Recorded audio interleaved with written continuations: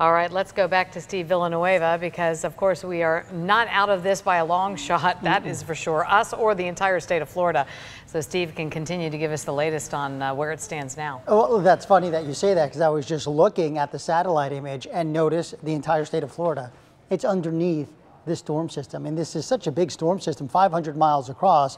At one point, it was the size of Texas, and Florida, at least the peninsula, is about 130 miles across. So you can see that the storm system actually covers that and more. So this is just a huge storm system, and it stretches all the way up towards the north. Right now, you can see that eye right there near Fort Myers. Here's the latest as of 7 o'clock. Right now, producing winds of 110 miles per hour. So still a strong storm system. It's a Category 2. Now really starting to move very quickly to the north at 14 miles per hour. Last night, it stalled across Cuba, moving at around 4 miles per hour. And when that started to happen, that's when we started to see those feeder bands coming into the area.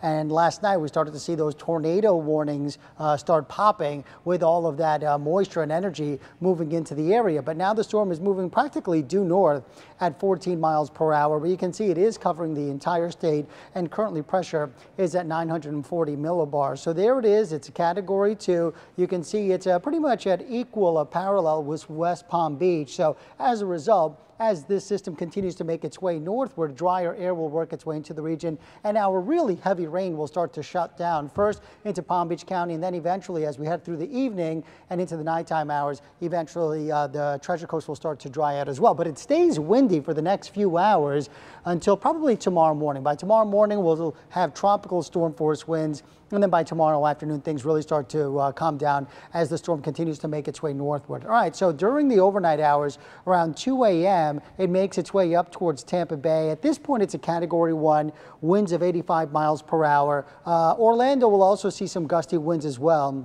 but probably around 60, 70 mile per hour winds. Now that the storm is on land and it's weakening, the winds will start to die down as well. And then eventually the storm system will make its way northward. This is Monday, 2 in the afternoon, winds of 65 miles per hour as a tropical storm as it makes its way into Georgia. And then from there, it's just going to race on up towards Cincinnati, up towards Ohio. We'll see winds then down to about 25 miles per hour. So not much of a wind machine at this point, but it will produce some locally heavy rain as it continues to make its way northward. We still have a tornado watch in effect for the Treasure Coast. This does run through midnight.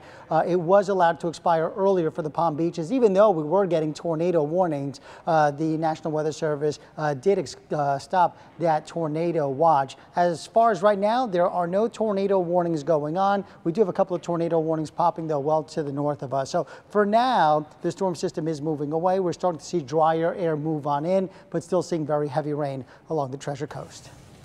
Steve, thanks. And the wind will continue for quite a while. So yes, it will. Even when it gets a little drier, it's still not safe. It's still a big wind machine, so yes, do not forget that. Right.